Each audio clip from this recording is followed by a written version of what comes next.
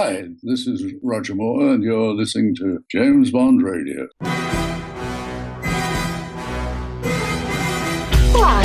My name's Bond. James Bond. Bond. James Bond. Bond, what do you think you're doing? Keeping the British end up, sir. Welcome to James Bond Radio. News, reviews, and discussion of all things 007. As you can see, I have no problem with female authority. Oh, pipe down, 007. Do you expect me to talk? No, Mr. Bond, I expect you to die.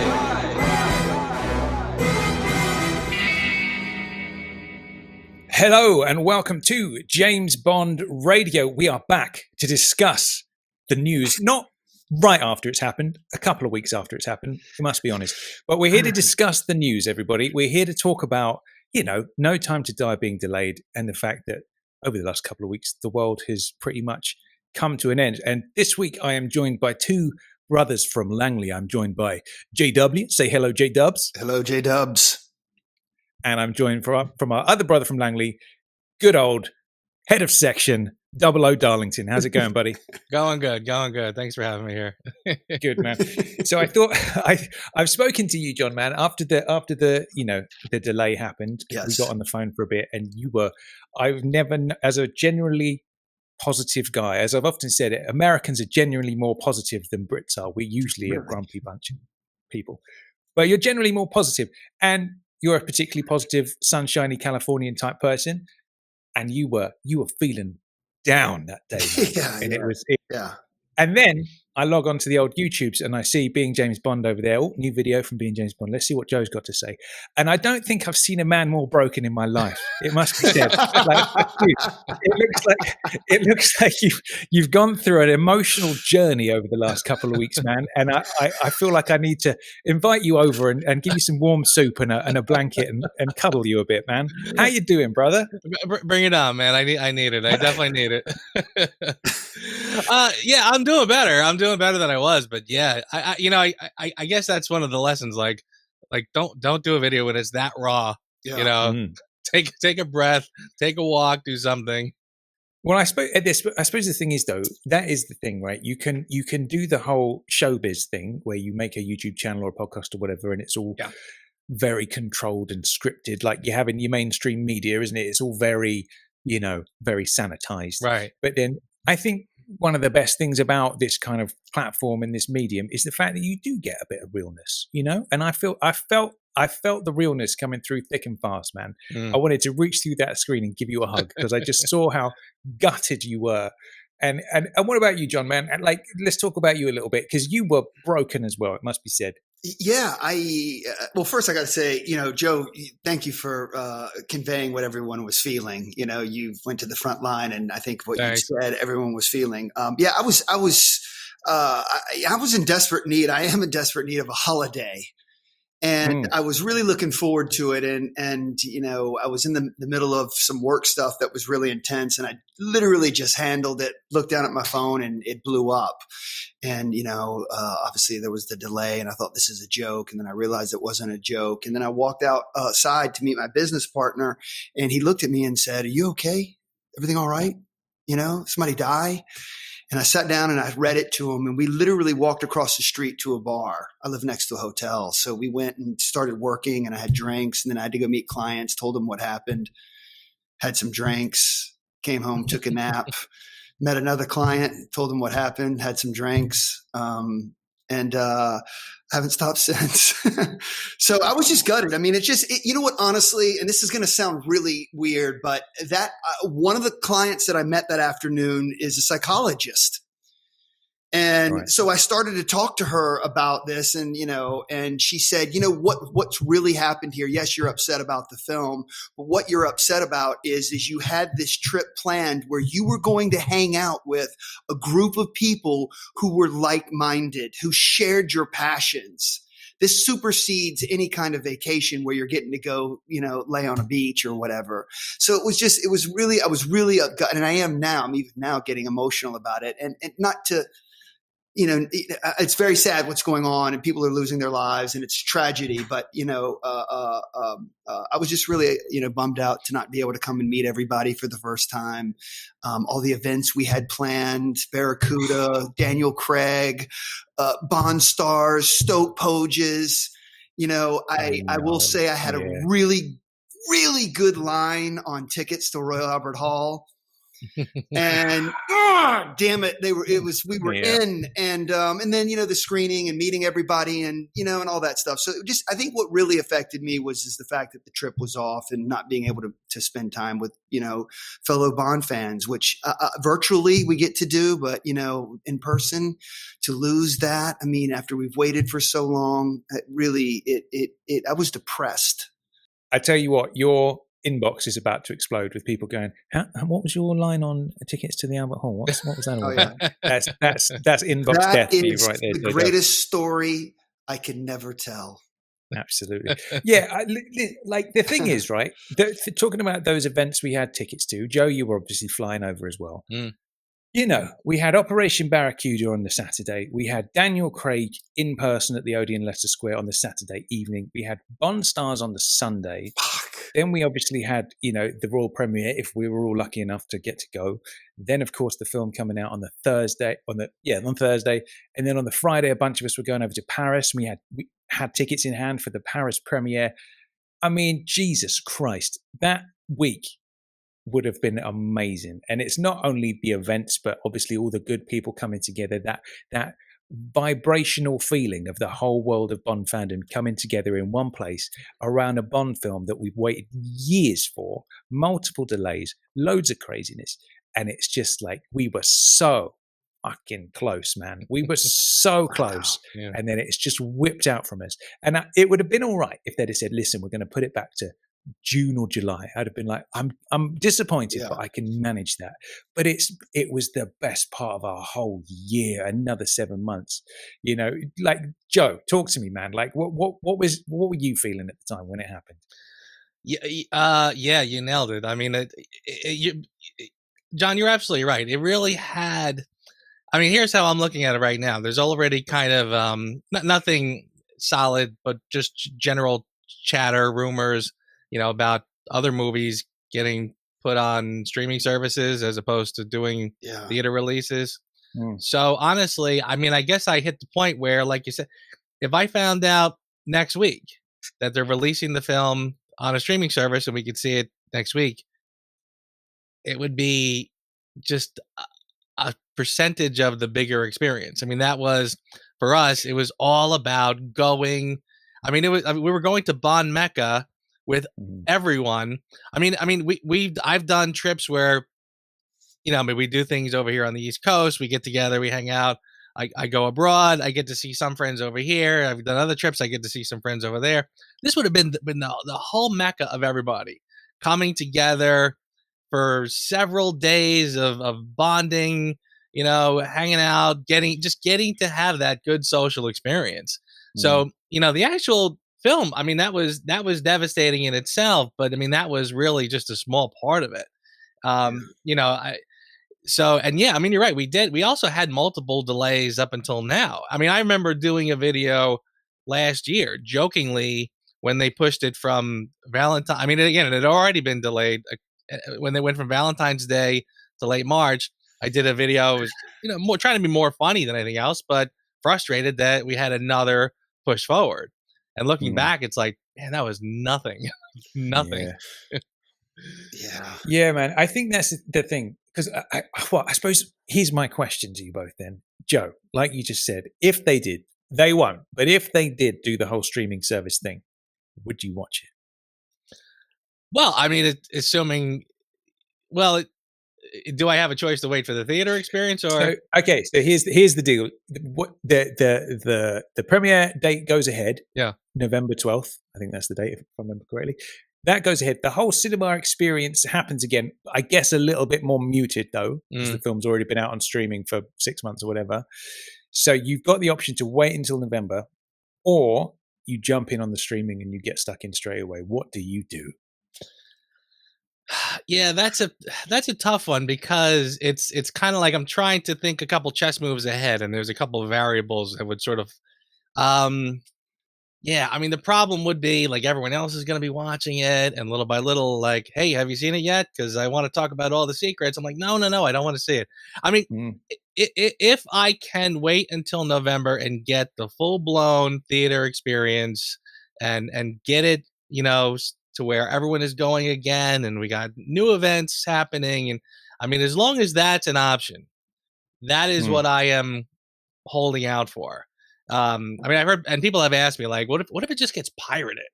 I'd be like, would you watch it? And I'm like, again, like as long as I can wait until November, that's my plan.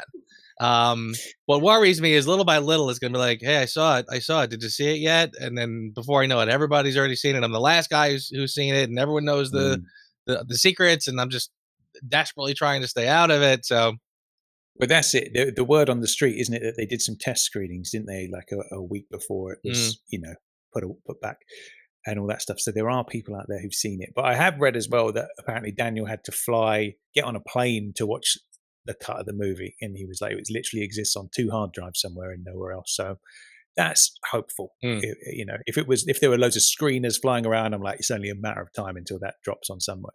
Yeah. But yeah, what about you, JW? Would you watch it on streaming, or would you wait? Yes, absolutely. I'd watch that thing right fucking now. If they, you're damn right. Absolutely. Put it out. Here's the, not to make this about money. This film hasn't even been out, and it's already cost me probably $1,000. Between all the travel plans and the tickets and the cancellations, and if I may, Tommy, fuck British Airways. This movie, it hasn't even come out and it's cost me money. So if it came out right now, I would watch it. I would go get a great bottle of champagne. I would watch it and then enjoy talking about it. I'm still flying over. I'm still going to try to go to the premiere. I'm still going to buy tickets for multiple showings. It would just be something to look forward to, seeing it on the big screen over the holidays. So, I'm down. Like, give me that movie now. I've had it. I'm ready to see it. And if the script leak, I'm going to read it. If I can watch clips, I'm going to do it. I'm dying to see, because if they do tinker with it, I want to see this long cut. I was hoping the soundtrack, the book, all that stuff, the coffee table book, I hope it was all coming out. I'm ready to ruin it as far as like knowing what happens. Let's get on with it. I can't wait any longer. So, let's do it. What's interesting about that, man, is I always feel the very first time you lay eyes on a Bond film is a religious moment, isn't it? When you walk into that cinema, you sit down, the lights go down, and then not so much in recent years, but then you hear the burn and the gun barrel appears. Or even when you see the whole certificate thing of like what the rating of the film is before, and you see the title in the film with the little signature underneath, it's like your body turns electric. There's a Bond film here that I haven't seen, and that is a very rare thing in this day and age. And I don't think I could do it, man. I might go as far as procuring the file and looking at it, and then pressing play and then stopping at the last minute. I don't think I could do it. I need, because like, for example, a lot of our JBR family members we had our big group JBR family screening on the Thursday at Leicester Square. That was like I think a 7:30 PM screening or something where we were all going to go. We all bought tickets. And then a lot of the other guys bought tickets for first thing in the morning, like screening at 8:30 in the morning or something like that. And I'm like, I don't think I could do that even, because going to see it first thing in the morning, I feel like it wouldn't feel like as much of an event. If you go out, it's the beginning of the night, 7:30, you're sitting down in the evening, Leicester Square, boom. I don't know if I went to the IMAX at like 8:30 in the morning, whether I would feel it. And I need that first viewing to be a magical experience, man. And I think sitting down and watching it on TV, dude, I don't think I could do it. Well, real quick, Tommy, part of my concern is that if they offer it now and I don't get it, who's to say we're going to get it in November? That's a good point. That is a good point. Like, give it to me now. But yeah, you're absolutely right. The first screening is everything, to the point where I was even worried about like seeing it at Royal Albert Hall. Like, what if you get a shitty seat?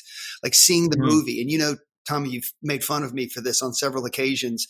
I got to have the right seat in the theater, the right aisle. You've got your seat at the, like whenever we've gone to a movie light, together, you're always like, okay, where are we going? Like, where do you want to sit? It's got to be just right. So I was even worried.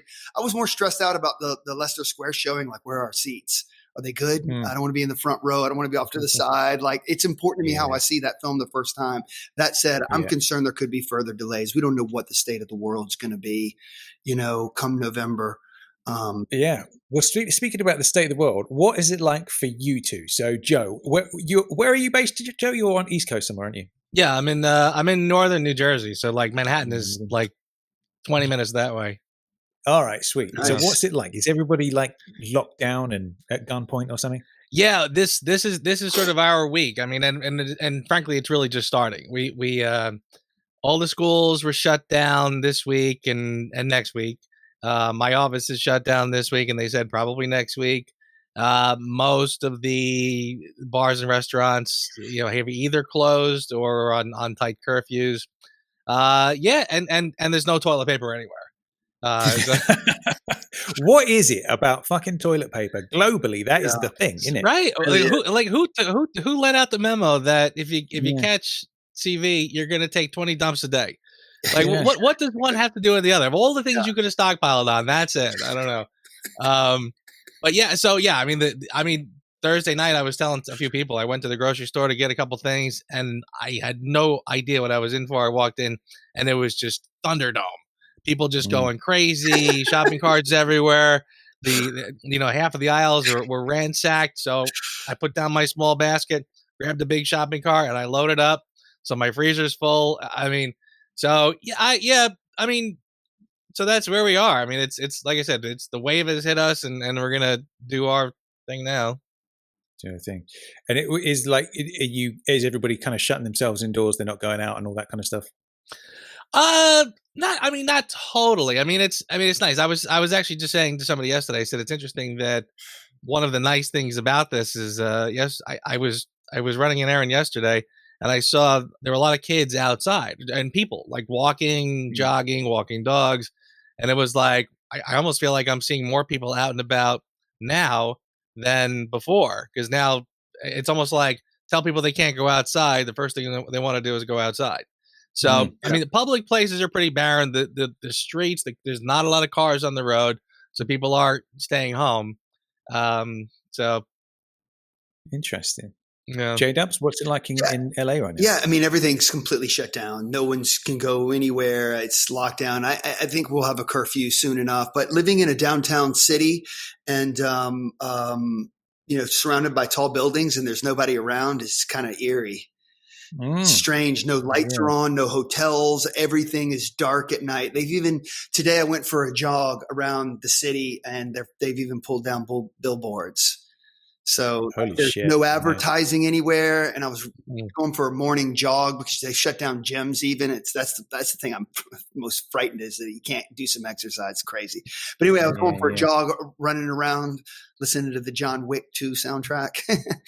And, which is kind of eerie as it is, looking around at all the skyscrapers and no one's on the streets in downtown. I look down into a major highway from my building and there's no cars on the highway. So it's a little eerie, but, I think everyone's in good spirits and everyone's doing what needs to be done. And, grocery stores are open to the elderly between 7 and 8 and stuff like that. And I think most people in LA are behaving themselves. I was told the other day, speaking of toilet paper, that I was allowed to get more toilet paper than I was buying. And I said, no, I'm leaving some for other people. I said, I'm not a religious man, but if God is up there, he's watching. And if your ass is taking all the toilet paper, boom, you're out. So, it's interesting. I throughout this process though, what is our relationship with Bond? You know what I mean? Like Tom, first time, how's Bath? Yeah, it's how you live in England. Yeah, England doesn't seem to give a shit. To be honest, it's like it's just doing its thing. Closed? Yeah, like it's a weird one. I make it a rule not to engage with the news media, right? Because it's just terrible, man. And it just fills your ears with the worst case scenarios of every possibility. It's just somebody got murdered today. Oh, look at this mother of two who fucking killed over and died with a brain hemorrhage. Do you know what I mean? It's like, why do I need that in my brain? So I don't do that as a rule. But in recent times, I've kept the old BBC News app on my phone, and I just like scan the headlines just in case, there's something I need to know about. And as far as I'm aware, the British plan is a bit different to the rest of Europe, which is just to kind of let everybody get it, in the sense that anyone who's an elderly person or somebody who's, particularly at risk, isolate themselves, and everybody else kind of do their best to limit it. But essentially they're going for that herd immunity thing where so many people have got it that it can't spread anymore. At least that's my understanding at the point in time that I read that, because every single day of the week it changes somewhat. Today they just closed the schools and stuff. So it's a weird situation. I've never known anything remotely like this in all my life. Has there ever been anything like this in the States before in your lifetimes? No. 9/11. Well, yeah, that's that was a big one. Where you woke up the next day and the world has changed, and you know what? Everyone, we're going to get back to normal. We're a long way from things being the way they were, if they ever will be, especially with like air travel and swabbing and taking your temp. I mean, the world is forever changed. It's kind of like, I'm going to try to keep bringing it back to Bond. Everything or Nothing. Which, God, if you haven't watched that in a while, I highly recommend watching it. But when Barbara talks about after 9/11, the world had changed, I think the world has changed. I wouldn't be surprised if they do rewrites, or if the next Bond comes out and the villain is talking about some sort of virus. Maybe that's what he's up to. You know what I'm saying? So like the world's forever changed by this. It's a weird one. Like, obviously 9/11 was a huge thing, but in terms of like curfews and quarantines and people being off the street and schools being closed long term, like they're even saying schools will be closed till September and all this craziness. So, thank God I don't have kids. That's what I'm saying. Well, I think a lot of kids are being made now. $100 says that we're going to see an uptick in babies 9 months from now. When those kids say, "Mom, Dad, how did it happen?" "Oh, you're a coronavirus baby." Kapow. Yeah. I'm so glad for the first time in about a year and a half, I'm not in a relationship. God forbid the cable doesn't go out. Yeah. Then we'll have an explosion of. Listen, you can only have so much sex and for 3 days, and then if you're fighting. You know what I mean? She wants to watch 60 episodes of Friends. You want to watch a John Wick marathon. And like you're just gonna. It's not good. This is not good for people. But hang on. Again, I'm trying to bring it back to Bond. We have to talk about Daniel Craig's performance on Saturday Night Live. Everyone I talked to is unanimously saying they turned it off. All the jokes about coronavirus after the opening monologue, I thought were in really bad taste. I didn't think they were funny. It felt, as a Bond fan, because we lost this movie at the time, it hadn't gone full blown yet. But I just felt like those jokes were like a sucker punch. What did you guys think of Daniel Craig and the Saturday Night Live performance and the skits that they did and whatnot? What do you? Joe, after you, mate. I'll confess, I didn't even watch it. Honestly, I saw some of the commercials leading up to it, and here's Daniel Craig's going to be on Saturday Night Live. He plays James Bond, so everyone that walked up to him, he would punch them. Yeah, I'm like, I don't get that at all. I don't know why. Saturday Night Live hasn't been funny in decades, so I haven't bothered. But so yeah, Daniel Craig wasn't enough to get me, and especially because of those ads, they were kind of off-putting. Yeah. Yeah, the reason why I said you go first, Joe, is because I didn't watch it either. All right, well, I'm glad I brought this up. This is going to make for a hell of a podcast. Okay, so every skit after the opening monologue was about coronavirus, and I just was watching it going, this really is painful, knowing that, in 2 weeks' time, we're not having this, this thing that means so much to us. And, I'm not a religious person, but whatever it feels like to go to the Vatican, for people who are uber religious, that's what it felt like to me, being around my people in mass at the Royal Albert Hall or in the movie theaters and everyone who I'm sure knows you guys and who knows me knows what this means to me. I mean, as soon as the tickets went on sale in America, I bought 4 sets. And to take people, and one of which, tell me how fucking cool this was going to be. And this broke my heart. They were doing at the AMC a marathon where they were showing all 5 Craig films in a row, 14 and a half hours. Wow. Holy shit, dude. Boom. Yeah. I was like, dude, I put in the calendar, looked at my partner. I'm busy that day. You know what I mean? Was going to buy some stock and coffee. Let's do this. I mean, think about 14 hours in a movie theater, like holy moly. So that, yeah. But anyway, just that would be interesting actually. Cause I've always sort of like said that about the Craig tenure, that I think like we sort of pick like, well, this movie good, this movie not good, et cetera, et cetera. But I kind of felt like if you do watch it in one flow, would it have a different vibe? So that would be, I don't know if I could do 14 hours, but I'd be curious to see. And that is a commitment. So Chernoff and I bought tickets and we were ready to go, Nice one. But anyway, just, I don't even, what are we talking about? Sorry. So I suppose that is one of the big questions of the day, isn't it? Because it was so close to the release that the whole promotional thing was happening. Like there was no point in Daniel Craig being on Saturday Night Live because there was nothing to promote. And, they released the song and there it is. It's rocking up the charts. And then all of this stuff is happening in the UK on TV. Daniel and the whole Bond crew were going to be on Graham Norton. And it was just like, it was ready to pop. And then boom, it's just the rug's pulled out underneath the whole thing. And it's like, it's not like you just put a film in the cinema and that's it. There's this whole promotional roller coaster that happens before it, this huge build up before the drop of the film, and it's like, we're in such a unique spot now where it's like, how on earth do they recapture that when November comes around, provided everything's all cool in November? And I'm sure it will be, but like, if everything's cool in November and it all goes ahead, like, what do you think they do? Like the song's already old news by November, and all that stuff. And it's like, okay, we've had the trailers, we've had all that hype, the Super Bowl ad and all that kind of stuff.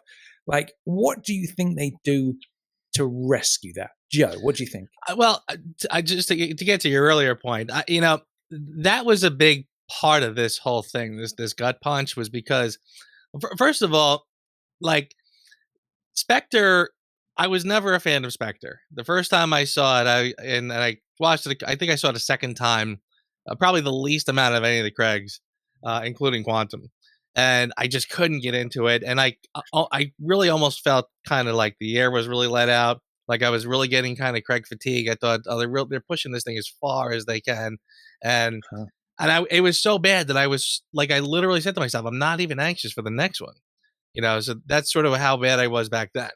And then, this long gap. And then finally, you started to see things about the new film. And you heard some interviews. You heard what was going on. You saw the trailers. And all of a sudden, my hype, my excitement was coming back in a big swell. And it was literally getting to be a fever pitch where I did, like Cary Fukunaga did the little short video that came out, and he was talking about the white dots and how it gets your adrenaline going. And I was like, yes, this guy gets it. So, I mean, with all the marketing going on, my excitement was at a fever pitch. Like I was finally like just uber excited for this film. And that's when it happened. So it was almost like just another reason why that moment, again, just got me as bad as it got me, to the point where, my girlfriend and I were talking a week or so ago, and, I was kind of, again, lamenting the fact that this all happened. And I talked about how I was so concerned for the film. And she's like, that's when she sort of like paused and said, all right, dude, like, listen, I was with you up until a point. You're concerned for the film. It's not a person, like, relax. And I was like, yeah, you're right. You're absolutely right.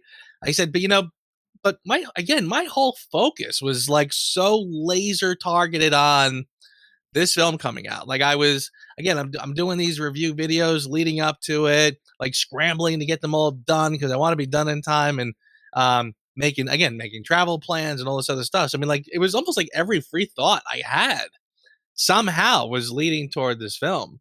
So then when that happened again, and it wasn't like a 6 weeks, couple weeks or whatever, we'll reevaluate. No, it was like 8 months. Is like, boom, like it just done.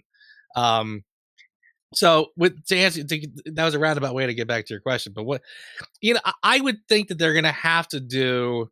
See, another thing I wonder people are sort of thinking about is like, I think they already spent all their marketing budget. I mean, they did everything, all the appearances, interviews, the song, like you said. It's not going to be really easy just to start that engine up again and start all over and do new stuff. I mean, I definitely feel like they'll probably do, at the very least, we'll see new posters, which would be kind of cool because then we have more, artwork and stuff. They'll do more posters. They will definitely do more trailers. I mean, people have said, I feel like I've seen everything now. These trailers, they're showing us too much. It's like the movie's 3 hours. So there's still plenty they haven't shown us. So I'm sure they'll do more trailers. But yeah, it is going to be hard to get that fire lit again. Because, I mean, you mentioned the Billie Eilish song. You can't just do that all over again and pretend that didn't happen. Yeah, it's such a unique situation, isn't it? This I don't remember a point like a huge tentpole film like this being just ready to come out and then the whole thing grinding to a halt. So I guess they're just making it up as they go along at this point. Really, it's like, what on earth do you do? But like for you personally, Joe, can you conjure up anything that would turn it around for you? Do you think? Because my worry is we had all of this build up. And it was like, I mean, dude, when I saw that teaser trailer, like, oh, fuck me. I did enjoy that. And I got the tingles immediately head to toe. And I was ready for it. And I wanted to grab hold of Fukunaga and give him a big old cuddle. And like, by the time you get to November, I feel like, is there just going to be this slight flavor in the back of your mouth of just like, oh, fuck, like this is the whole experience is different now because we've had this period of time. Do you think? Hey, okay, 2 questions. Do you think there's going to be that little bit of disappointment in the back of your mind when it does come out in November purely because of this whole thing? And 2, what would it take personally for you to light your fire again in the run up to November, if anything at all?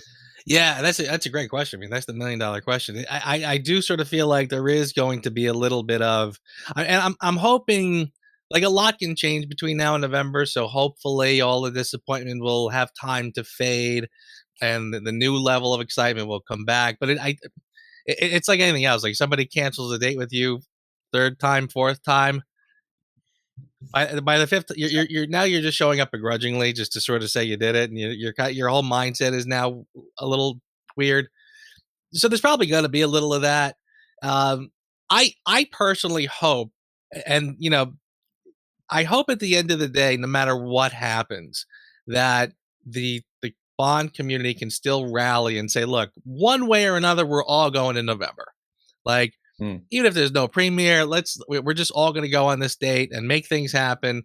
That's my hope. So what would it take to get, you know what I'm wondering they could do? I really hope the first few minutes of the film are gangbusters, because I'm saying to myself, I could totally see them just releasing like the first 3 to 5 minutes online. Here's the literal start of the film, because I'm pretty sure other films have done that, where they actually take like full blown clips from the beginning, if not like the whole intro, and maybe just end it at a certain point and say, come see the movie. Like I kind of feel like that might be the way to go at this point, where it's not just little snippets and look, moving stuff, come, like really to pull people in again, assuming it's good. Maybe it's just the pre-title sequence. The song kicks in and then fade to black or whatever.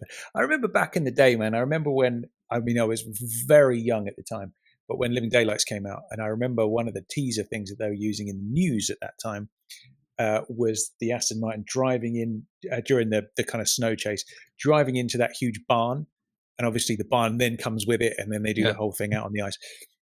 The car would drive in, and then boom. And then they would cut and say, well, if you want to see what happens next, you're going to have to go and watch the film.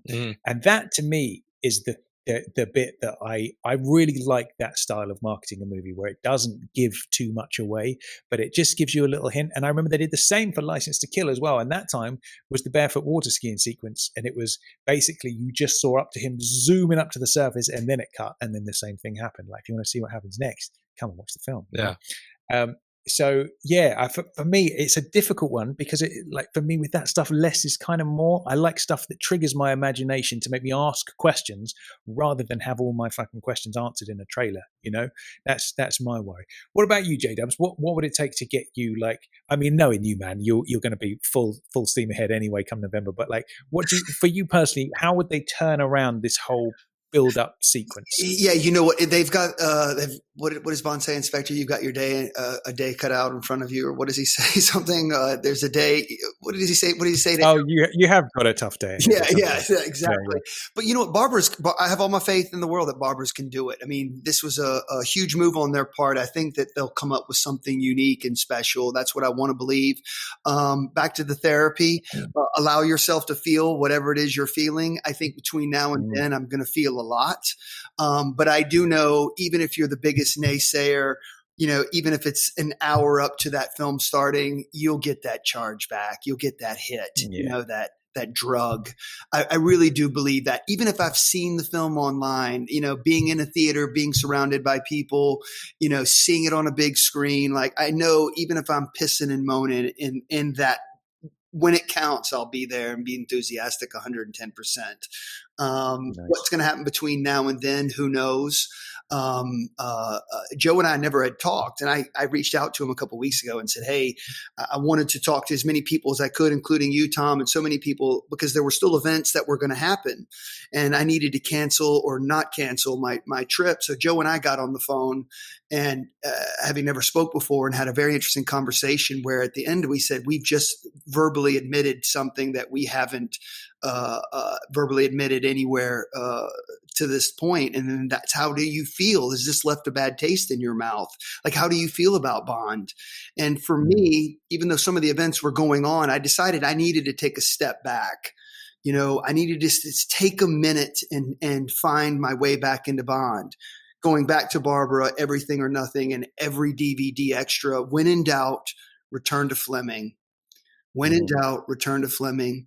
So I will tell the story very quickly. I canceled the trip to London, and I have the receipt to prove this. And I decided that what I needed to do was return to Fleming. So I booked a week at GoldenEye. Oh, you Go on. Sorry, Karen. which I canceled on Monday. Oh. Hang on a second. Double kick in the bollocks. Hang on a second. It's right here. So I had 2 nights in Miami at a fabulous hotel, and then I was taking a helicopter and not a helicopter. That's what I was looking at and taking off. I was flying over to Jesus Christ. I rented a beach hut, and I was working my way in as far as the tourist board is concerned. And I thought, I'm going to get over there and just hang out on the beach and go. And I had to cancel that. I'm about to fucking cry. Hang on. So I think the important thing is that we all do is we find out whatever it is we need to do to reignite our love with Bond. And for me, it's returning to Fleming. Bobby over at Match Perfectly, who I know a lot of people know, said, pick up, live and let die. So I downloaded the audio and I was listening to that, and I started finding my way back into Bond. So I think we'll all do it come November. The thing that really fucks with my head, and I've said this to everyone I've talked to, is that here in the United States, I will have Thanksgiving dinner before the film opens here. Like Thanksgiving dinner.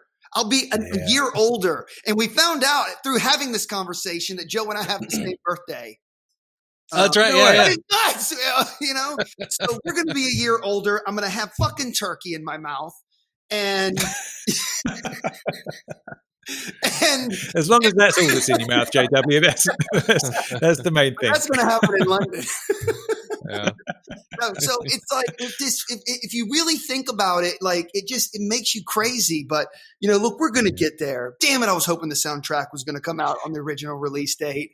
But look, whatever you need to do to find your way back to Bond is what we need to be focused on. And for like Zaritsky, I know he's still charging it with the satirical aspects and the clothes, and and Joe, you're out there front and center, and whatever we need to do, let's keep each other on point. And I think that's the point of today's podcast, right? Nothing stops Zaritsky. I don't care what anybody says. That dude is a fucking content machine, and I have no idea how he keeps up his that head rate. splits open and aliens fly out, it'll make sense. It will. When It does will he make sleep, sense. man? That's what I always say. Indeed. I've never had, no one's ever answered more text messages faster too. I'm like, I haven't even sent yet. He's got to respond. I love that guy. We spend too, so thank you. Yeah. Well, I suppose my thought on that is when I had the news, everybody was texting going, "Oh, you can't do an emergency podcast. It's been delayed." And it was my brother that texted me and went, "It's been delayed till November." And my brother is a notorious wind-up merchant, as we would say in England, where he's just always taking the piss and trying to wind you up. Briefly segueing, one Christmas, just to illustrate, this is when I was much younger, he basically put all the clocks forward by 6 hours. So I thought I'd got up at like 2:00 in the afternoon, and I'm walking around thinking it was 2:00 in the afternoon when it was really 8 a.m. And just to screw with my Christmas day. It was just fucking, yeah. So that's the kind of man my brother is. So he texted me and I was like, no. So I then Googled it and saw the news and was just like, oh, fuck. And it's like,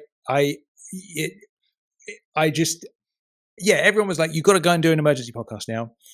And I thought, you know what? I just don't really want to. Like, there's nothing I can say here apart from I'm just absolutely gutted that this has happened with all this build-up, all these amazing events, all these wicked people flying in from across the world, coming in. It's like cancelling the Olympics the day before it happens. Do you know what I mean? It was that same feeling. And then I suppose like the big question is as well is like how you felt at the time versus how you feel now, in the sense that, when the news dropped, it was like, is this virus really a big fucking deal? You know what I mean? And it's like, you know this, Joe, because it's like, yeah, don't you? In the sense that oftentimes, people don't like anybody to even question the popular opinion or even ask questions or have any kind of dissenting opinion. They immediately think you're a terrible person and they unsubscribe from your podcast and leave you a nasty review, don't they, Joe? But, and things like that. And it's just like, come on. Like, it's just, you've got to let people speak, obviously. That is a fucking tenet of the Western society. But B, like, things might not be exactly as they appear. So, like, Joe, what's your take on the whole virus thing, right? And don't worry if somebody leaves JVR a bad review. If they're going to do it, they're going to do it. Fuck it.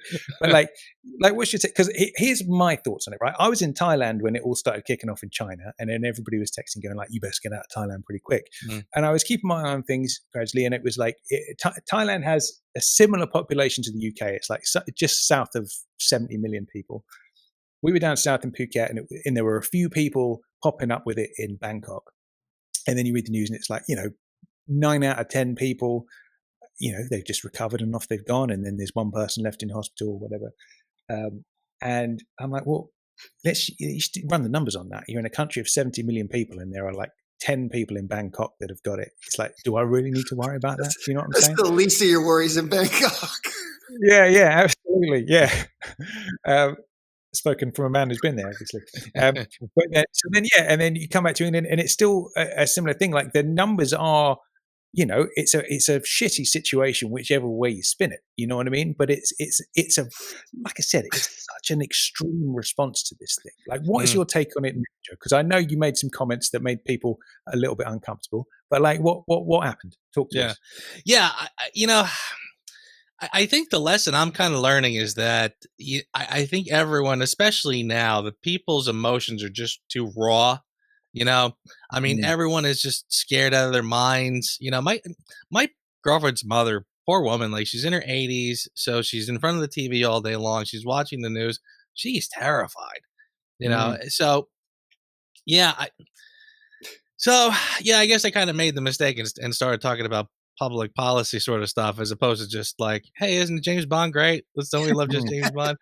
But that's how I am. I kind of feel like, I'm always sort of like a bigger picture kind of guy. And I guess sometimes when you're not in the mood for it, it's annoying. Anytime I watch something or hear about something, I want it like, well, okay, tell me the numbers, tell me the statistics. Like, is this really something in the big scheme of things that I should be concerned with? and I just heard a statistic this morning. Like it's, here in the States, we've just hit 100. 100 people have now died. It could be a little more than that by now. We just hit 100. It was yesterday, and it was like, and that's also the same amount of people who will die in a car crash today. Every single day, we lose 100 people. I heard something the other day about how we had 1,000 deaths in America because of swine flu before anybody really even spoke about it. So, and I guess my only thought has been like, but our whole economy is going to get crippled. I mean, this is going to be a worldwide. We mentioned 9/11 before. I mean, it took us forever to recover from that economically. People were out of work. I mean, it was terrible. And this is going to hit people worldwide. And I feel like there is going to be, I guess nobody's in the mood for it now, but pretty soon people are going to be saying, okay, so now I'm out of work for 3 months. All the restaurants are shut down. Was it worth it? Right now it's like, oh, he was talking about the coronavirus like it's not a big deal. What a piece of shit. Someone publicly said that? Well, no. Well, yeah, that was me. Sorry, Jeff. So I ended up doing a video this week because somebody left like a nasty review on my, not a big deal. And in the big scheme of things, I mean, the response I got from all the things I was saying was like 99% positive. And I got one review, one guy, talking about, he went on this tirade about how for him personally, he doesn't get to travel and, he's going to miss the premiere and stuff. And it's all about him. And I'm like, come on. I mean, so, and that one kind of rubbed me funny. I'm like, and I had another guy and there was one guy who actually reached out. I mentioned 2 people. There was a guy on AJB who did a post about it. And he actually, after I did the video, he reached out and we talked a little bit, which was nice. So, but, he was talking to me about, but coronavirus is this much more contagious and it's this much more lethal, yada, yada. And I kind of was like, yeah, that's, listen, I don't want to argue about the specifics of what makes this scary and worse and whatever. These are all fair points. I said, what I took issue with, I mean, he wrote this post and he wrote, he ended it off with like, but it must be said that he's saying this. And I'm like, well, it doesn't must be said. What do you mean? Like, if you don't like what I say, that's okay. But what are you going to try to get me like canceled, get people to stop listening because you don't like my take on it? I mean, I'm allowed to have thoughts. I'm not making public policy. Yeah, well, that's the thing. It's like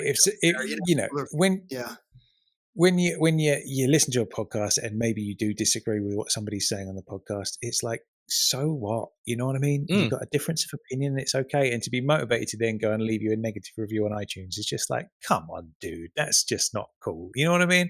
It's just such a silly little thing to do. Yeah. But yeah, it's a funny one. Like I honestly, like, sorry, John, say that again, bud. Surprised it doesn't happen more often. Speaking from that's true. Honestly, like some of the things that we go on about, I'm surprised that. Yeah. And I had people say to me too, they're like, dude, you get like 100 nice comments every day and you're gonna focus on this one that sucked. And that's totally fair. I mean, but like I said, it just kind of rubbed me funny. I mean, again, it wasn't even like, I felt like, well, he's not totally wrong either. Like maybe I shouldn't be talking about, like I said, I don't know all the ins and outs and the medical terminologies and the medical specifics about this thing. Maybe I shouldn't be talking about it, but but again, it was something that affected us. And and I had some people say like, in the big scheme of things, you're really worried about this movie. And I'm like, well, I mean, I don't do a podcast called Being I mean, that's my little take on what's happening in the world. What can I tell you? Joe, you have to tell the story. I hope you don't mind me bringing this up. And if you do, we can obviously edit it out. But tell us the story when I misunderstood you when I thought you said your girlfriend was encouraging you to go to London still. Oh, I forget how that went down. But basically, quarantine you, right? Like for 2 weeks, and she was serious. Oh yes, yeah. Yeah, she, my girlfriend, when the whole thing happened, first of all, the day I told her, the day that this actually happened, in fact, you were talking before about when you actually got the news, I got a text saying November 20, it got pushed to November 2020, and I just LOL'd back because I just like, nah, that didn't even register. I'm like, they wouldn't do that.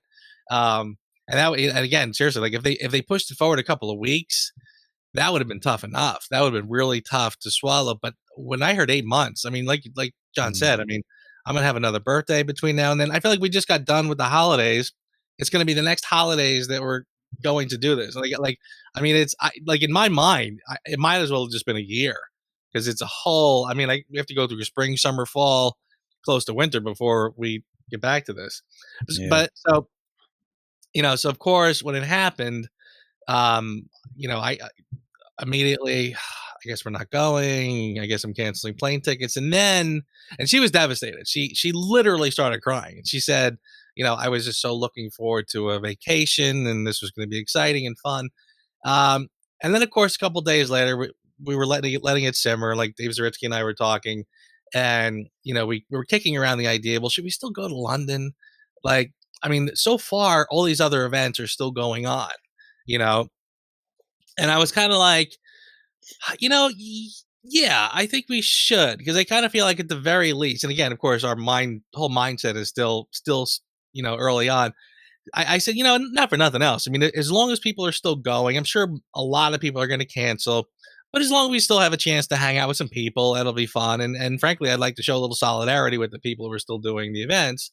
So of course, I went to Mary and I'm like, so, I think I still want to go to London. What do you think? And she just kind of was like, well, you have fun.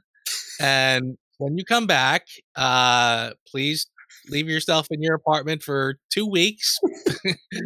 And if 2 weeks go by and you're not feeling any symptoms, you can come and see me. And to this day, I still don't know. Like, was she serious about that, or was I getting punished because I still wanted to go? Nice one. Mary's a loyal woman there. She's going to stick you in quarantine and stick by it. There nice. You go. Yeah. It's a funny one though, isn't it? Because I suppose when the news dropped about the film, it was kind of like at the stage where I think probably most of us were like, come on, it's just a little virus. It's not going to harm anyone. It's just a bad case of sniffles or whatever. And then as the weeks go on and society literally grinds to a halt, I'm like, holy shit. I've never, like I said before, I've never known anything like this before, being shutting down potentially for a long time. Again, you look at the news today and they're saying that it's kind of all dying down, settling down in China and stuff, and life is starting to resume. So I feel like maybe 2 or 3 months and we might be through the worst of it and start getting back to normal. Who knows? But then, like you say, Joe, it's one of those things, isn't it? Because it's so easily done with how polarized everybody's thinking is these days, where you make a comment like that of like, people, 100 people die on the road every day, and that's the same as this, and fucking hell, what about the economy? And then people jump to this conclusion that you're an evil, corporate overlord kind of guy that just cares about the money. And it's like, well, of course that's not true. But then there are so many problems that brings. If nobody has any income, it's like the whole chain just fucking falls apart, doesn't it? It's like, how do you feed yourself? Do you know what I mean? How do you keep the power up and stuff? You know what I mean? That's a huge question. And it's like we said, we've never known anything like this before. So it's like we are just taking it as it comes, really. But I'm interested to see how it plays out. I think, like, so many people are so sure in their thinking, but the older I get, the less I realize that I actually know. Do you know what I mean? It's kind of like you see all these events going on, and my first gut reaction when it started happening in China was like, this will all fucking blow over in a couple of weeks, and it's just the media blowing it all out of proportion and stuff. And then obviously it's become this other thing. But I'm really curious to see how it plays out in England, because if they stick with this whole thing of like separate the elderly and let all the young people get it, and then it just kind of cancels itself out and we all just have a rough couple of months or whatever, like it'll be interesting to see how that plays out versus what everybody else has done. Like, and then you look at the horror stories in Italy and stuff, and it's like they have a disproportionately older population, so it's kind of like that's a huge part of it as well. So you just don't know how it's going to play out. And I guess, like you say, you make a comment like that and some people immediately jump in and put the boot in because it's, you're talking about lives at the end of the day. But at the same time, man, if the economy tanks completely and grinds to a halt, there's a whole other set of dangers with that as well. Not to scaremonger anybody, because I'm the last person that would, get on board with that kind of thinking. My gut feeling tells me in like 6 weeks, this will all be blown over and we'll be over the hump and everything will be all right. If you're listening to this 6 weeks down the road and we're all dead, Sorry about that. I got it wrong. Leave me a bad review on iTunes. But there you go. Yeah. Well, that's a lot of it too, by the way, is like, I think that, like I'm watching around here. I mean, there are people closing, shutting down everything. I actually went to the dentist just this morning. And in fact, I had an appointment this morning, and I called like 3 days ago when I realized I remembered I had it. I said, you guys still open? Am I still coming? And they said, as long as you feel good, we're still open. Okay. So I went in, and I was really kind of back and forth, like, should I be canceling this? Should I not go? But honestly, and when I spoke to the dentist this morning, he said, yeah, I'm pretty sure we're going to shut down. I'm pretty sure the association is going to tell us that we need to shut down. And that's kind of what makes me nervous too, is I feel like now no one wants to be the one that stayed open. No one wants to be the one, well, everyone else is closing down. Like, what if we stay open and it gets worse? We're going to, so everyone now is too scared to not shut down. So that's the thing. I mean, so now I'm saying to myself, like, right, like you said, what's going to happen in a couple months when people are getting laid off from work? People don't have healthcare anymore because they got laid off. We can't get food in the stores. I mean, like, that was sort of what I was sort of talking about, is like, you can't just sort of say, well, we got to do everything we possibly can now to shut everything down and to get people to stay at home. And that's better safe than sorry.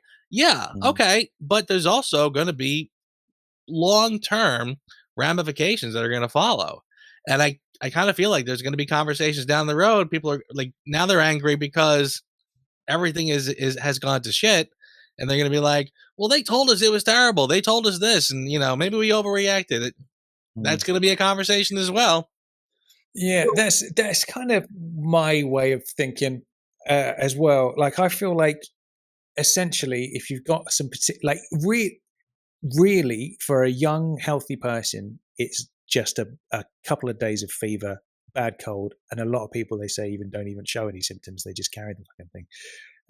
So it is a dangerous situation for those people. And it's like, I think if you could separate those people off somehow, like, considering the whole fucking country is shutting down, if you could separate those people off and then just let everybody else do their thing and keep the economy going as much as you possibly can, like, surely that's worth at least exploring. You know what I mean? At the end of the day, what do I fucking know? Because I don't know anything about infectious disease. But it's like, I mean, imagine if this was like the plague, you know what I mean? And it was like people dying left, right, and center, and we're all susceptible to it. And once you've got it, you're gone. You know what I mean? That would be terrifying. That's not what this is. And people talking about the Spanish flu and all that kind of stuff. This is a different beast, man. It's like, it's not going to be like that. You know what I'm saying? So it's a difficult one, because at the end of the day, man, if the economy grinds to a complete halt, it's like that brings danger to lives as well from a very different angle. So I don't know what the fuck to say, man. What a crazy and weird situation. J-Dubs, what you got to say, mate? Listening to you guys talk now, I couldn't agree with you more. What concerns me more than the virus is the economic ramifications. I mean, in LA, most people work in restaurants and bars and are in the service industry, and those people they're out of a job. They don't have a job. And, as you guys are talking, I'm going to try to bring it back to Bond. I understand, and rightfully so, if it was my money, I would push that date back too. But are people going to be in an economic position where the masses can go spend $14 to $18 of a ticket? Will they go multiple times? Will they go on dates? Will they take their family? These are all questions. I think I'd be curious to see what the answers are come November. How is this going to affect the bottom line of the film? Because, I mean, people they're jobless. They cannot produce income. That creates desperation. That leads to crime. That leads to problems. And so there's a much bigger picture here. What the answer is, I have no idea. But I'm curious to see what the bottom line, how this will affect this film. You're absolutely right. I mean, that's a big factor too, and I think that's why I say I think that people need to. There's like people are just talking about the virus. Yeah, that's it. Let's talk about the virus and nothing else. There needs to be a bigger conversation where all of those factors are also spoken of. Yeah. I mean, like you said, there are going to be cue the music, the Bond band that we all love. I mean, they already had their events canceled. Small businesses all over the place. They're going to be the first hit, hardest hit. And you can't just bounce back. Some of these, like some restaurants, are going to shut down, and they're going to shut down for good because their margin is not big enough that they can handle. I'll just close down for 3 weeks. Yeah, that's easy for you to say. So, and again, I'm not. It's not that I'm saying don't do anything. Don't do what you need to do. Don't do what you're told. I mean, avoid the crowds. Do whatever you got to do. I'm not saying don't, but let's factor that into it as we talk. About the fact that we're going to be suffering. And I mean, seriously, we talk about. I just said 5 minutes ago. Come November, I hope everybody just, even if the film something happens, that we still go and have a good time and whatever. That's assuming. I mean, how do I know I'll still be working in November? Like things could get bad. Things could get bad, and before you know it, like no one's spending, no one's doing anything. We don't have. London's not a cheap place. Sorry, I didn't mean to cut you off. No, go ahead. Yeah, I mean, this all costs a lot of money, and how is it going to affect everybody? Yeah. But let me ask you guys this again, bringing it back to Bond. Since this hammer has dropped, have you guys watched the James Bond film? If so, which film? No, I haven't. I kind of think, like what we were talking about earlier about you going back to Fleming and all the rest of it. I was like, that's why I kind of took a week off JBR. I was like, do you know what? I think I just need to chill a little bit, and not dive back in. I think I need to take a little bit of a back seat on all that stuff and just kind of let the whole feeling grow again. You know what I mean? So yeah. What about you, Joe? Well, Joe, have you? Okay, John. Yeah. No. Well, the answer. I mean, the answer is no. I haven't watched the movie, and I kind of feel like kind of burned by it. Again, it's like I think somebody hearing me talk will say you're being really silly. You're acting like you got burned by James Bond because this big thing happened, and it's really not that. But again, you took my excitement up to here, and then went, just dropped it. So it's not it's not anybody's fault, but that is kind of where my excitement went, where I just feel kind of. It's kind of like you've been out on a date, you've been working on something for a while, you get to the point of no return. It's going to happen, but you've had a little bit too much whiskey and you can't seal the deal at the last minute. That's precisely what the feeling is, isn't it? It really is that. Not that that's ever happened to Tommy, of course. Thought she would be. I don't know what. That's why I bring it up with you guys, because I've been thinking about this. I mean, for me, I think in my mind, perhaps the answer is just to go back to Connery.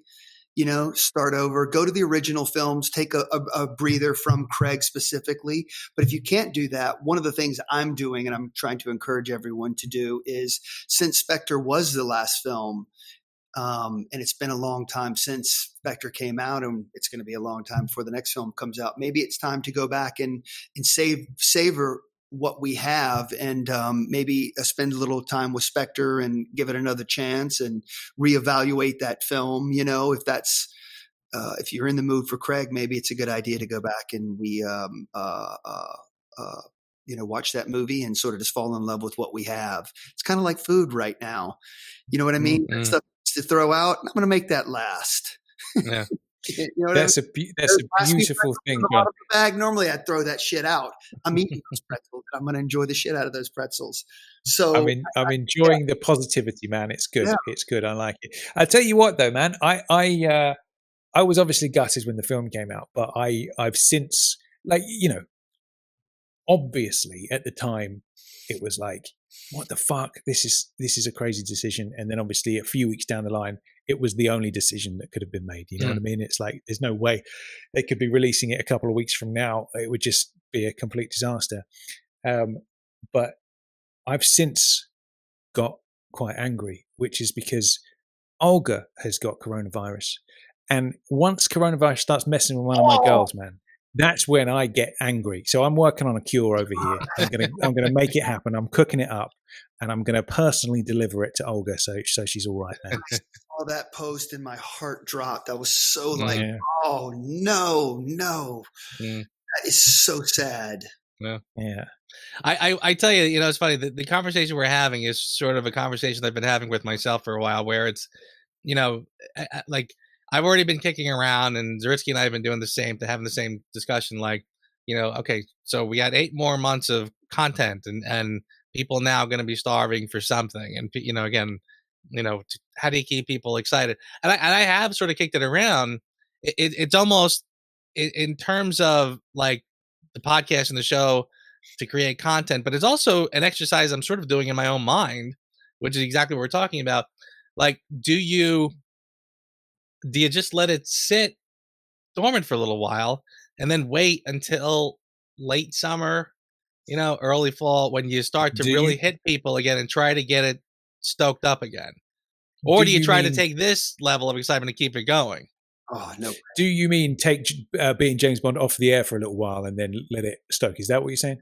Yeah, I mean, not completely off the air, but just kind of, just sort of like let the, the content, like, not as much, and then, bring it up again at the end of the summer. Yeah, it's a difficult one to say, but it's kind of like sometimes, if you're in a band or whatever, and you've put out 5 or 6 albums, and it's like the last few maybe haven't sold as well as the previous ones, and then it's like, right, we need to break up for 5 or 6 years or 10 years or whatever, and then you come back and everyone's excited again. You know what I mean? It's like boom, because they weren't there the whole time. And once you take something away, you realize how much you love that band, and then they come back and you're like, yeah, let me get on that tour. You know what I mean? Let me get some tickets. So I feel like that way of thinking definitely works. Like that's definitely a thing. I feel like it's a difficult one to say because I feel like there's an audience out there who are like starving for Bond stuff. You know what I mean? It's like, fuck, today's the day I would have seen the film. Like I need something, Yeah. So I feel like that needs to be served on some level. I mean, let's say we could all sign off for 6 months and just leave it to Zaritsky, and there would be enough to fuel everybody. You know what I mean? It's like there certainly will be. There'd be no empty shelves. It would just be stocked with Zaritsky, full steam ahead. So yeah.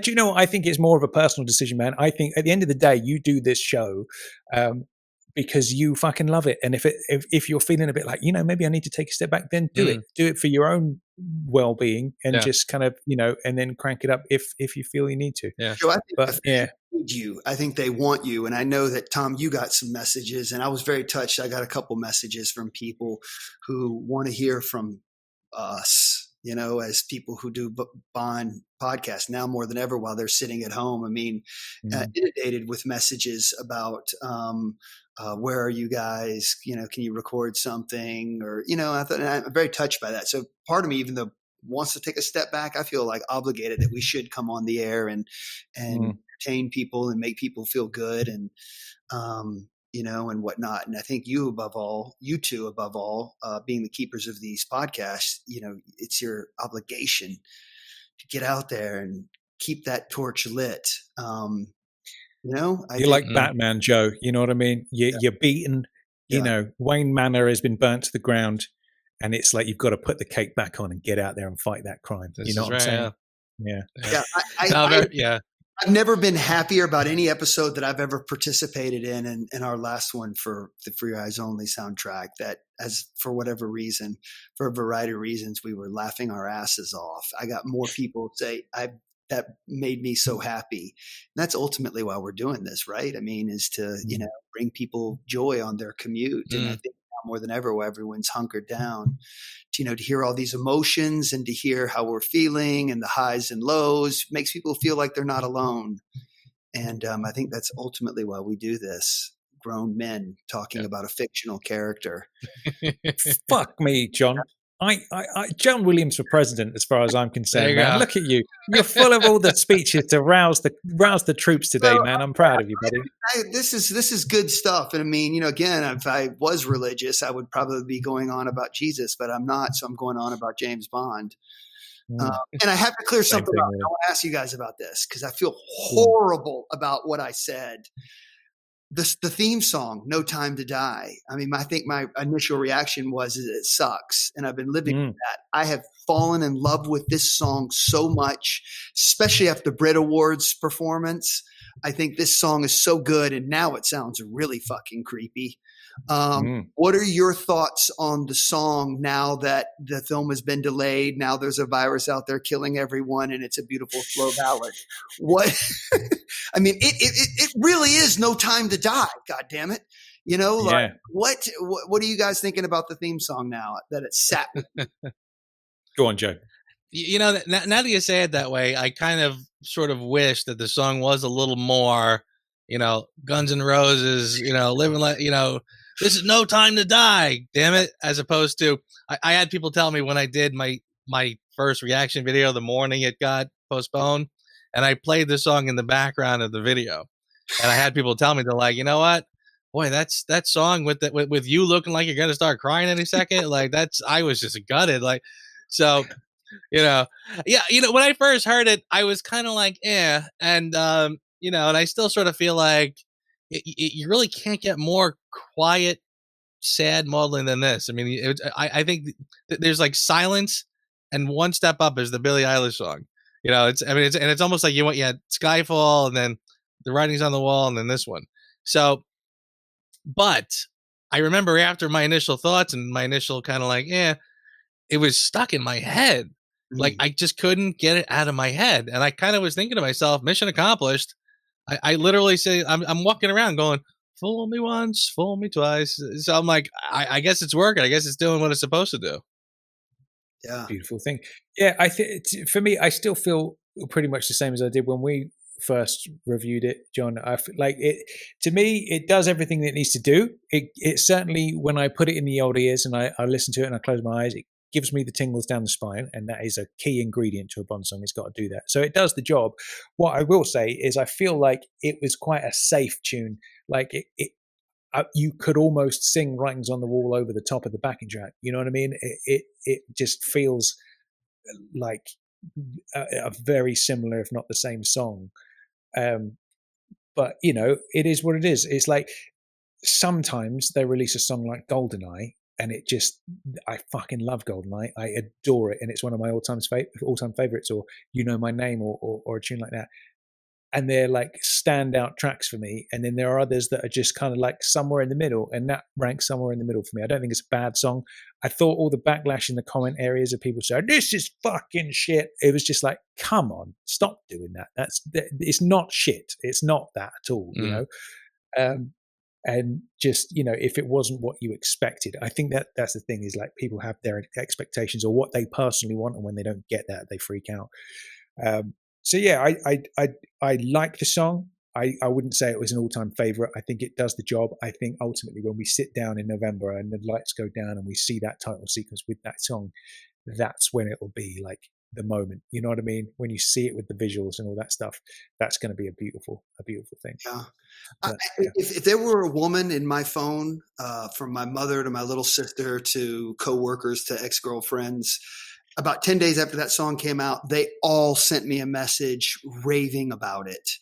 And I went, there it is. That's what they want. Mm-hmm. They don't care about us. Yeah. You know, a bunch of Bond heads going on and on about this, that, and the other. Yeah. The masses, the women, they loved it. Everyone, I mean, oh, it's so good. It's beautiful. It's a masterpiece. And I'm going, okay.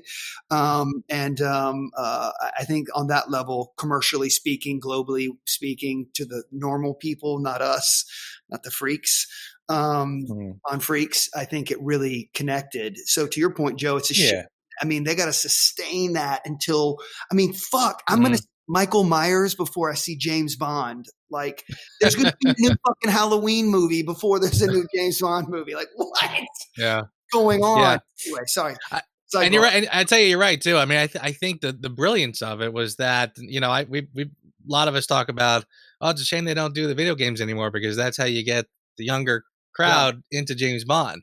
I kind of felt like when this came out and all of a sudden you heard younger people going like, what? Who did the Bonds? Who did what? And you know, who's James Bond? But I know Billie Eilish. Yeah. So that was, I mean, and now we got to keep that. Yeah. So, like, kind of going back to what I was saying. Slap those kids around the face. Who's James Bond? Yeah. Right. But anyway, go on, carry on.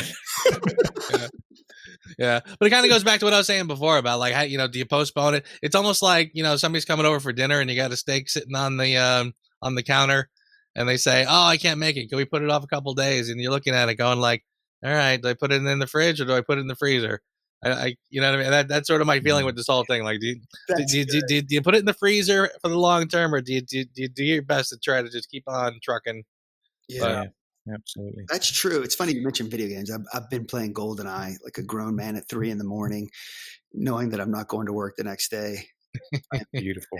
Anyway, yeah, it's interesting. We'll see. I don't think there's any way we can sustain that level of excitement until then, but we can definitely keep the pilot light lit. You know. But I do like the song a lot more. I thought that Brit Awards performance was amazing. Really, it opened up live, and it was cool seeing Mar and Hans Zimmer on the stage with her. And she was really, when she stood up halfway through the song, I mean, it moved me. It's one of those things, isn't it, man? It's when you think of somebody like, I don't know, Duran being drafted in, it's like that's not an immediately obvious choice, is it? But at the time, they were like the hot thing, you know, and it's like, yeah, I feel like you just have to do that. There are certain things. There are some people that would like Shirley Bassey to sing every Bond song, you know what I mean? And of course, that's just not ever going to happen, nor should it. You know what I mean? There is a definite quality of the times that Bond is in at the moment needs to be reflected in some way. You know what I mean? So it's like if it's Duran Duran in the 80s and Aha, you know, now it's Billie Eilish, you know. So it's like it just is what it is, you know, and that's part of the game. You've got to kind of keep things fresh and keep it up with the times. I mean, if seriously, some of those people in the comments saying they should have brought back Shirley, I mean, that's just the most bananas thing. I love Shirley, of course, but Shirley's had her time. You know what I mean? It would just, can you imagine actually releasing a new Bond film with Shirley Bassey singing the theme song now in 2020?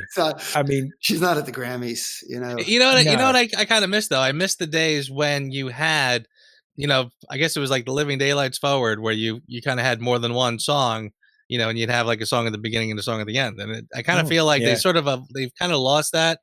So I wouldn't mind like maybe Shirley Bassey for the closing credits. I don't know. A little something. Nice. I hope that soundtrack leaks, man. God, it's got to be out there somewhere. It was in a warehouse at Amazon. Something like they had that ready to go. I wonder if I wonder if maybe they'll redo the whole. I mean, now that they have, you know, we didn't even talk about the rumors about reshoots and maybe some little retinkering. So maybe they'll retinker the score. Maybe they'll take the opportunity and before maybe those existing soundtracks will be collector's items. Oh, I know. There's no such thing as an artist that doesn't want more time. So they've got more time. I still want the film to be long. I don't know if I'm in the minority here, but I'm really excited about this being like a big ass long film. So that film was locked. And as I understand it, talking to some of my friends who work in the industry, to unlock a film, go back and tinker it is a real fucking difficult thing to do. It's not as simple as, you know, just changing a few scene, put some music to it as far as the color timing, the whole thing. Like that film had to have been ready to go, and for them to unlock it would be a pain in the ass, is what I was told. Whatever. Yeah, I to be honest, I think I'm up for a long film as long as it makes sense to have a long film. Like the danger is obviously that it drags and you're sitting there being like, come on, they should have cut this sequence out or whatever. But I always think my favorite long film is The Wolf of Wall Street. I think that's like a 3 hour, maybe even more than 3 hours. It's a long fucking film. And every time I've watched that, it doesn't feel like 3 hours have gone past. It feels like it's just every frame of that is amazing. And it's like if they're doing it for the right reasons, then I know what you're thinking, JW. But like, you know, as long as they're doing it for the right reasons and it's not, you know, long just for the sake of it being long, then game on as far as I'm concerned. What was the last movie? Was that a long one too? Like everyone was okay with the Avengers last film. Was it Endgame? Is that what it's called? Wasn't that a big long 3 hour thing that worked commercially and everyone? So I'm wondering if they're not tapping into that. I'm down for it. Yeah. I'm sorry. Go ahead, Tom. I didn't interrupt you.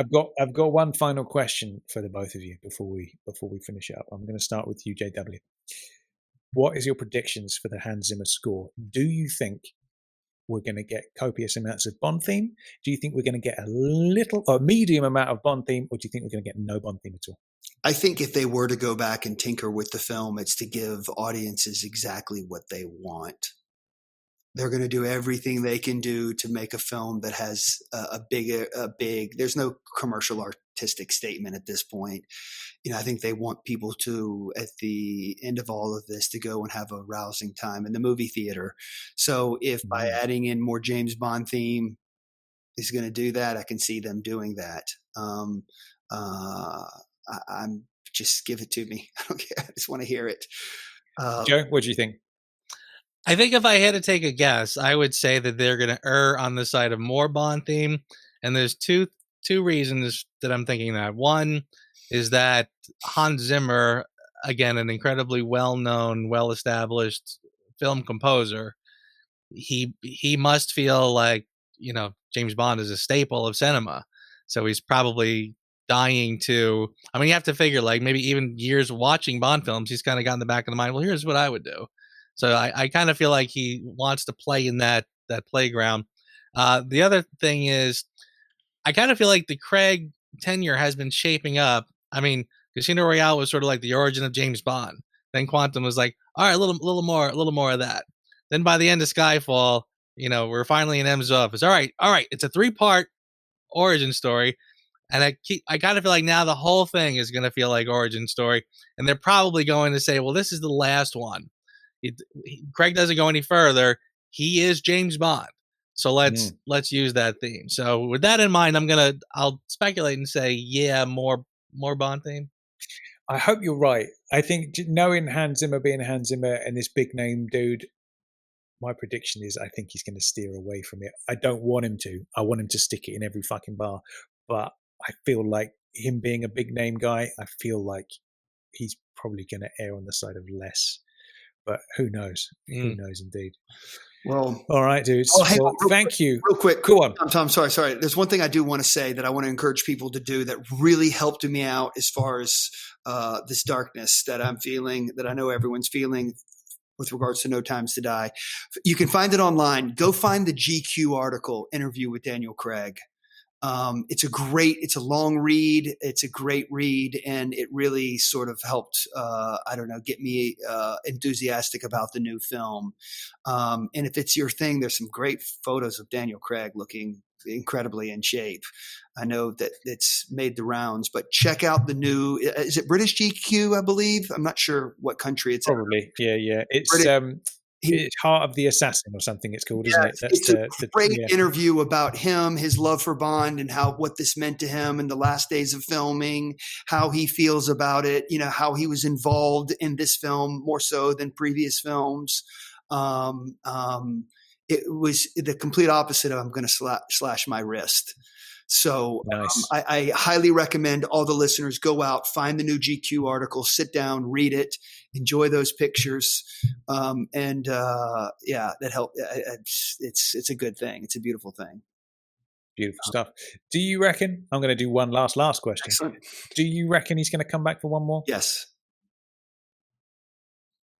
Not me. I'll be shocked. I was genuinely surprised he came back for this one. I think as long as this one is good, I think they'll end it here. I think. All right. He's dead. All right, dudes. Thank you for joining me. James Bond Radio will return next week. Until then, I've been Tom Sears. I've been JW.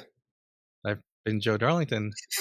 Absolutely. And everybody go and subscribe and listen to Being James Bond and get more Joe. And leave him some positive reviews to cancel out the bad one. There you go. Good. Let's get 10 new positive reviews for Joe. I'm going to go and do it now. Yep. Love it. And and then we'll cancel that one out. Lovely stuff. All right, fellas. See you next time. Thank you, gents. Hope you enjoyed the show. Good night.